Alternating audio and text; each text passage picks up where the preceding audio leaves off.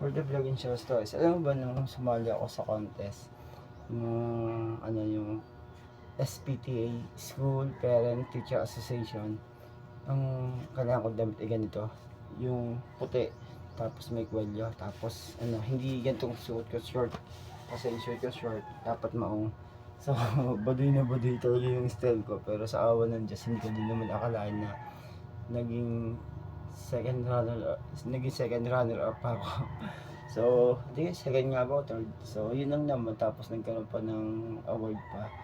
Karoon ng pera. Tapos, do sa mismong event na yon, yung contest na, yung rarampa na kami, nagkaroon pa ako ng pera. Tapos nung money contest, nagkaroon pa rin ako ng pera. Yung bonus talaga, no.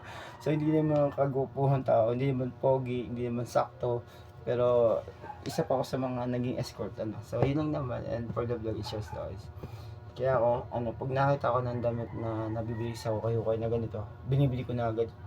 Parang kapos yan na. Okay lang, okay lang. Basta at least kahit, iba, sakto lang talaga. Pero okay, maganda naman siyang tignan pag ganito.